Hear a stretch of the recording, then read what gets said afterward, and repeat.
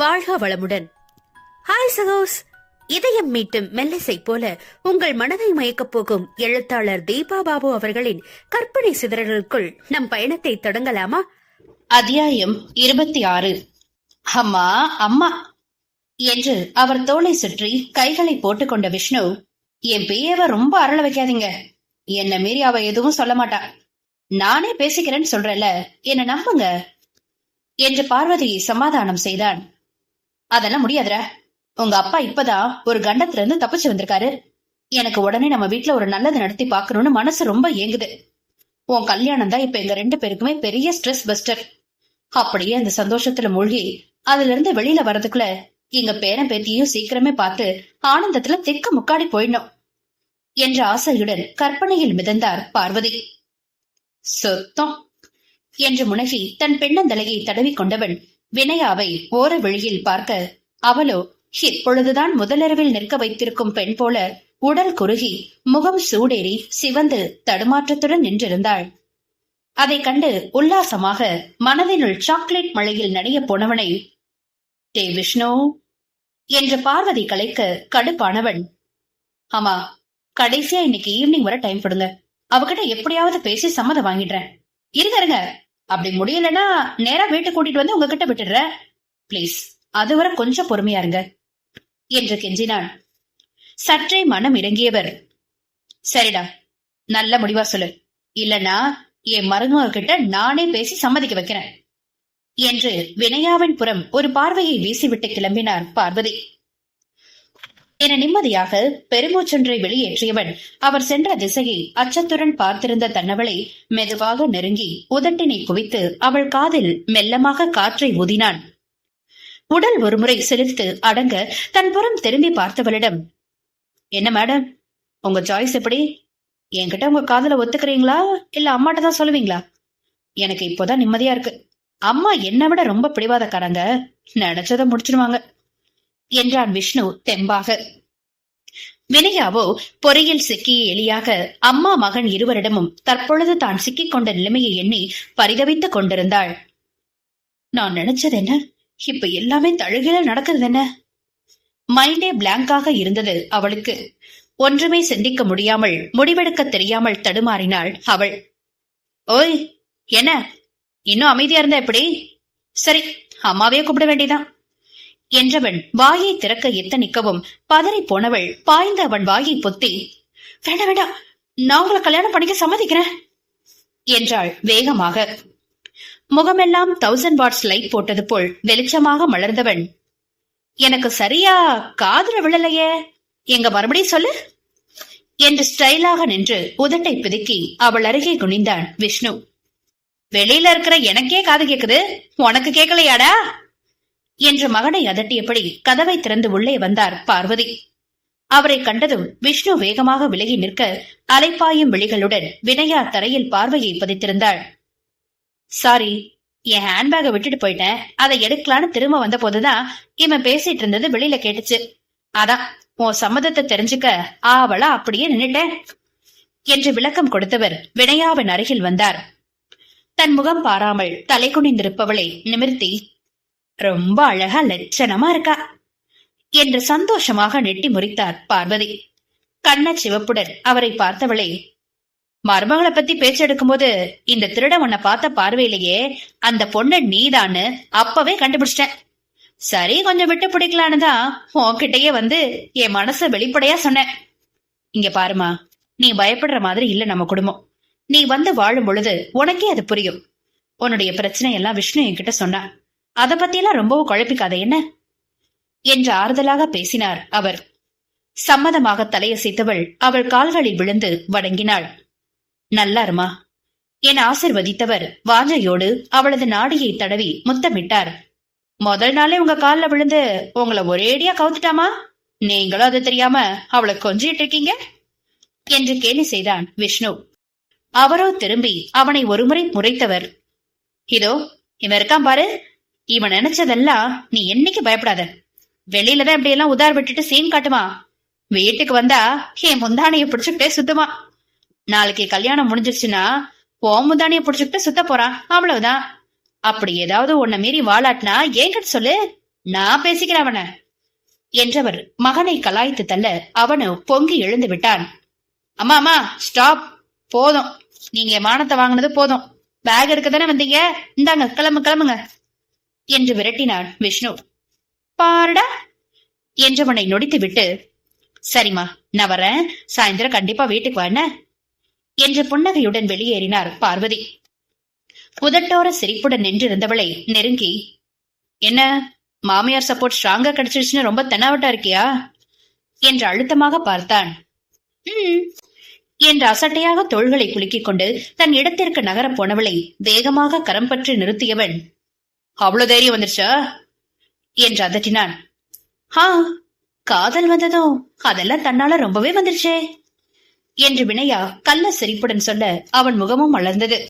அதான் பார்த்தேனே, இத்தனை நாளா நான் காதல் சொல்றவரை இந்த பூனையும் பால் குடிக்குமான்ற மாதிரி அவ்வளோ அமைதியா இருந்தவ, அதுக்கப்புறம் என்கிட்ட என்ன எகுர்ன. ஆமா அப்படிதான், இன்னும் லைசன்ஸ் வந்துச்சுன்னா உங்க பாடு ரொம்பவே கஷ்டம்தான். அதோட இப்ப என் மாமியார் சப்போர்ட் வேற எனக்கு முழுமையா இருக்கு, நீங்கதான் ஜாக்கிரதையா இருக்கணும் என்று கண்கள் மின்ன மிரட்டியவளை ஆசையாக பார்த்திருந்தான் விஷ்ணு. கண்மணியில கதை பெருசா இருக்குன்னு அங்கங்க கொஞ்சம் சுருக்கிதான் போட்டிருந்தாங்க. நான் டைரியில இருந்ததை அப்படியே முழுசா டைப் செஞ்சு போட்டுட்டேன். அப்புறம் கதையும் அப்ப இதோட முடிச்சிட்டேன். 11 வருஷம் கழிச்சு அமேசான்ல போட டைப் பண்ணப்போ ஒரு குட்டி எபிலாக் மட்டும் புதுசா எழுதினேன். எபிலாக், உங்களுக்கு டிஃபன் எடுத்து வைக்கட்டுமா என்று எதிரே வந்து நிற்கும் தன் மனைவியை ஏறிட்டு பார்த்த விஷ்ணு அவளுக்கு பின்னால் சிறு அலுமினிய தடுப்பால் பிரிக்கப்பட்டிருந்த சமையல் அறையை கண்டு யோசனையானான். வினயாவோ அவனை புரியாமல் பார்த்து, என்ன பாக்குறீங்க என்று தானும் திரும்பி சமையல் அறையை பார்த்தாள். இல்ல என்று இழுத்தவாறு பெண்ணையும் இழுத்து தன் அருகில் படுக்கையில் அமர வைத்தவன், நமக்கு நேத்துதான் கல்யாணம் ஆயிருக்கு என்றவாறு அவள் கழுத்தில் கிடந்த புது மஞ்சள் கயிற்றில் தன் ஆசையை பதித்து அதன் வாசத்தை அவன் முள்ளெடுக்க பிடரியை தீண்டிய அவனது மூச்சு காற்றால் சிலிர்த்து சினுங்கியபடி கண்களை மூடினாள் வினயா. என்ன பண்றீங்க? அதத்தான் நானும் கேக்குறேன், என்ன பண்ற நீ? புதுசா தாலி கட்டி உன்னை நம்பி, எப்படி உன்னை மட்டுமே நம்பி உன் வீட்டுக்கு வந்திருக்க பையனுக்கு இப்படித்தான் உன் நலபாகத்தை சாப்பிட வச்சு எக்ஸ்பிரிமெண்ட் பீஸ் ஆக்குவியா என்று பரிதாபமாக கேட்டான் விஷ்ணு. என்ன சொல்றீங்க நீங்க என்று அவனையே கண்களை சுருக்கி பார்த்தவளுக்கு மெல்ல விஷயம் மண்டைக்குள் இறங்க வெடுக்கென்று விலகி அவனை முறைத்து பார்த்தாள் அவள். அவனோ கண் சிமிட்டி புன்னகைக்க அவனது தோளில் செல்லமாக ஒன்று வைத்தவள், ரொம்பதான் கிண்டல் பண்ணுங்க. எனக்கு அம்மா கூட ஹாபியா கிச்சன்ல வேலை பார்த்துதான் பழக்கம். அவங்க கிட்ட சின்ன சின்ன சமையல் கத்துக்கிட்டேன். அதோட இப்ப அத்தைக்கிட்டையும் கூட இன்னைக்கு நைட் உங்களுக்கு பிடிச்ச டின்னர் செய்யணும்னு மெனக்கட்டு கேட்டு என்னால முடிஞ்ச பெஸ்டா தான் செஞ்சிருக்கேன் என்று முகத்தை தூக்கி வைத்துக் கொண்டாள். வாய் விட்டு கலகலவென்று நகைத்தவனோ அவள் தோளை சுற்றி கரங்களால் மாலையிட்டு, அதான் எனக்கு தெரியுமே என்று கூந்தலில் முகம் புதைத்தான். என்ன தெரியும் என்றாள் வினயா விரைப்பாக. உங்க அத்தை என்கிட்ட மதியம் கிளம்பும் போது தனியா கூப்பிட்டு சொல்லிட்டாங்க, டேய் அங்க இருக்க 2 நாளும் என் மருமக தான் உனக்கு சமைச்சு போடுவா, உன் நாக்கு அடக்கி வச்சு அவ ஆசையா செஞ்சு போடுறத நல்லா இருக்குன்னு ஒரு வார்த்தை சொல்லிட்டு தான் நீ சாப்பிட்டு எழுந்திருக்கணும்னு உத்தரவு போட்டுதானே அனுப்பியிருக்காங்க. மாமியாரின் அணுகுமுறையில் முகம் மலர்ந்தவள் அடுத்த கணவனின் நக்கல் பேச்சு புரிந்து நொடித்துக் கொண்டாள். அப்படி ஒண்ணு நீங்க எளியா மாறி என் சாப்பாட்டை கஷ்டப்பட்டு சாப்பிட வேணாம், போய் ஹோட்டல்ல சாப்பிடுவாங்க, நான் இங்க சாப்பிட்டுக்கிறேன். அதுக்குள்ள கோச்சுக்கிட்ட, அப்படி போய் எடுத்துட்டு வா சாப்பிடலாம் என்று அவள் கண்ணம் கிள்ளி சமாதானப்படுத்தினான் விஷ்ணு. நிஜமாதான் சொல்றீங்களா என்று சந்தேகமாக கேட்டாள் மனைவி. போ, நானே போய் எடுத்துக்கிறேன் என்றவன் வேகமாக எழவும் இவனும் அவசரமாக அவனுடன் நடந்தாள். வினயாவிற்கு அவள் வீட்டின் மேல் உள்ள தீவிர காதலை இப்பொழுது திருமணம் முடிவாகிய பிறகுதான் நன்றாக புரிந்து கொண்டிருந்தான் விஷ்ணு. மாடியில் ஒரு நீண்ட பெரிய ஹாலை அறையாக இருக்க மீதி இருந்த பகுதி மொட்டை மாடியாக இருந்தது. அவள் மட்டும் வார இறுதிகளில் பயன்படுத்தி வந்த பொழுது அப்படியே விட்டிருந்தவள் தன் காதலும் திருமணமும் உறுதியான பிறகு சின்னதான சமையலுக்கு என உபயோகப்படுத்தி வந்த இடத்தை இன்னமும் பக்காவாக ஒரு அலுமினியம் பார்ட்டிஷன் போட்டு சமையல் அறையாக மாற்றிவிட்டாள். திருமணம் முடிவானதும் பார்வதியிடம் மெதுவாக தன் வீட்டில் வைத்துதான் அனைத்து முறைகளையும் செய்ய வேண்டும் என வேண்டுகோள் வைத்தாள் வினயா. பெண் பார்த்து உறுதி செய்வது, பெண் அழைப்பு, மறுவீடு சென்று வருவது என அனைத்தும் அவளுக்கு அவள் வீட்டிலேயே நடக்க வேண்டும் என்பதுதான் ஆசை. அதையே வள்ளி ஆண்டியிடமும் சொல்ல அவருக்கும் குமரேசன் அங்கிளுக்கும் சற்று வருத்தம் ஏற்பட்டாலும் தன் பெற்றோர் வாழ்ந்த வீட்டில் எல்லாம் நடக்க வேண்டுமென அவள் விரும்புவது புரிந்து வினயாவின் விருப்பத்திற்கு அனைவரும் செவி சாய்த்தனர். அதன்படி பெற்றோர் சாணத்தில் நின்று குமரேசனும் வள்ளியும் அனைத்து பொறுப்புகளையும் ஏற்றுக்கொள்ள அண்ணனாக சுரேஷ் உடனிருந்து உதவி செய்தான். திருமணத்திற்கு 2 தினங்கள் முன்பே சுபா, ஆனந்தி, உதயா என தோழிகள் பட்டாளம் வந்து அந்த சின்ன வீட்டை கல்யாண கொண்டாட்டங்களில் அமர்க்களப்படுத்தினர். பெற்றோரின் பேரிழப்பு மனதை தாக்கி அவள் உணர்வுகளை கொந்தளிக்க செய்தாலும் தங்களின் அன்பாலும் பாசத்தாலும் அவளை சுற்றி அரவணைத்திருந்த நல்லுள்ளங்களை வருத்தத்தில் ஆழ்த்துவது பிடிக்காமல் அவற்றையெல்லாம் பிடிவாதமாக கண்களுக்குள் மட்டுமே நீர்ப்படலமாக தேக்கி வைத்து இமைகளை தாண்டி வெளிவர விடாமல் புன்னகை முகத்துடனே விஷ்ணுவின் மனைவியானாள் வினயா. இன்று மாலை கிளம்பி அவள் வீட்டிற்கு மறுவீடு வந்துவிட்டார்கள். விஷ்ணுவிற்கு எதுவும் அந்த வீட்டில் அசௌகரியம் தோன்றிவிடக் கூடாதே என்கிற கவலையில் சின்ன சின்ன விஷயங்களையும் அவள் பார்த்து பார்த்து செய்ய அதை மாற்றத்தான் அவளை சீண்டலில் குளிப்பாட்டிக் கொண்டிருந்தான் விஷ்ணு. உணவை முடித்து கட்டிலில் சாய்ந்தமர்ந்தபடி அவள் விரல்களோடு அவன் விரல்கள் விளையாடி கொண்டிருக்க அவனது செவியோ அவளது வாய்மொழி சொல்லுக்கு செவி சாய்த்தபடி அங்கே உறவாடி கொண்டிருந்தது. தன் அப்பா அம்மாவின் காதல், அவர்களது திருமணம், அவளின் விருப்பங்கள் என ஒவ்வொன்றையும் ஆர்வமாக பேசிச் சென்றவள் தயக்கத்துடன் நிறுத்தி அவன் முகம் பார்த்து, உங்களை ரொம்ப போர் அடிக்கிறேனா என்றாள் குற்ற உணர்வுடன். அப்படிலாம் இல்லையே என தோள்களை குலுக்கியவன், ஏன் என்னோட மாமனார் மாமியார் உன் ஒருத்தியோட குழந்தைங்க போதும்னு நிறுத்திட்டாங்கன்னு இப்பதான் விஷயம் புரியுது எனக்கு என்று தீவிரமாக சொல்வதற்கு மாறாக அவன் விழிகளில் குறும்பில் மின்னியது. அதை உணர்ந்து கொண்டவள் எச்சரிக்கையுடன் கணவனை பார்த்திருக்க, அநேகமா நீ எல்லாம் ஒரு வயசுக்குள்ள பேச ஆரம்பிச்சிருப்பேன்னு நினைக்கிறேன். உன் ஒருத்தியோட பேச்ச கேட்டுக்கிட்டே அவங்க காதுனாலும் கடுமையா பாதிச்சிருக்கோம். அதான் இன்னொரு ரிஸ்க் எடுக்க அவங்க பயந்திருப்பாங்க என்றவன் கண் சுமிட்ட, உங்களை என்று பாய்ந்தவளின் கைகளை தன் கரத்தினுள் சிறையெடுத்துக் கொண்டான் நாயகன். சரி விஷயத்துக்கு வா. நாளைக்கு நமக்கு குழந்தைங்க பிறந்தாலும் இங்க கண்டிப்பா அப்பப்போ வெக்கேஷன் போல கூட்டிட்டு வந்து அவங்க தாத்தா பாட்டிய உணர வைக்கணும்னு சொன்னல. அப்போ வீடு எக்ஸ்டெண்ட் பண்ணி ரூம்ஸ் போடுறதுக்கு பதிலா இப்பவே போட்டான. எப்படியோ நாட்கிழமை பண்டிகைன்னா நாம இங்க வந்துட்டு போவோம்ல என்றவன் யோசனை சொல்ல வினயா சிந்தனையில் ஆழ்ந்தாள். அது இப்ப கொஞ்சம் கஷ்டம். முதல்ல உங்க கடன் அடைக்கணும், அப்புறம் கன்ஸ்ட்ரக்ஷனுக்கு கொஞ்சம் சேவிங்ஸ் பண்ணிட்டு லோன் போட்டா ஈஸியா இருக்கும். தனக்குள் வேக வேகமாக திட்டம் போட்டபடி தன் அபிப்பிராயத்தை சொல்லிக் கொண்டிருந்தவள் அப்பொழுதுதான் அவனது அமையை உணர்ந்து அவன் முகம் பார்த்தாள். தன்னை அழுத்தமாக பார்த்திருப்பவனின் பார்வையில் ஒரு நொடி விழிகளை தாழ்த்தி பின் நிமிர்ந்து, என்ன என்றாள் வினயா தயக்கத்துடன். உன்னை என்ன பண்ணலான்னு யோசிச்சு என் டைமை வேஸ்ட் பண்ண நான் விரும்பல.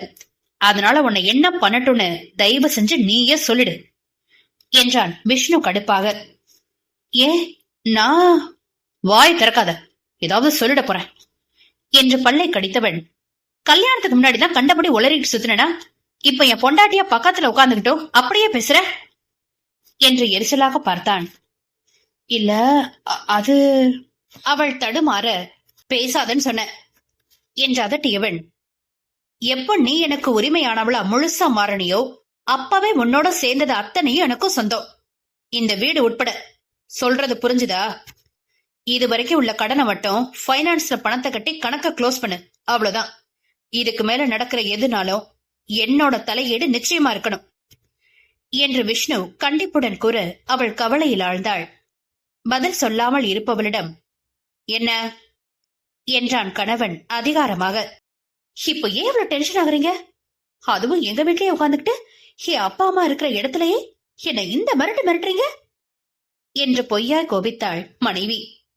பளீர் என்று முகம் மலர்ந்து போக அவளை சுற்றி கைகளால் விளைத்தவன், என்ன செய்யறது, அவங்க பொண்ணுக்கு எப்பவும் அவங்க மருமகனோட மூளை கொஞ்சம் குறைவுதான்னு இப்போ நல்லா தெரிஞ்சுட்டு போட்டுமே என்று விஷ்ணு குறுஞ்செரிப்புடன் கூற அடுத்த ஊடலுக்கு தயாரானாள் வினயா. சுபம். நட்புகள் எல்லாரும் நம்ம சேனலை மறக்காம சப்ஸ்கிரைப் பண்ணுங்க. கதையை கேளுங்க, லைக் பண்ணுங்க, கமெண்ட் பண்ணுங்க, பிடிச்சவங்க ஷேர் பண்ணுங்க. நன்றி.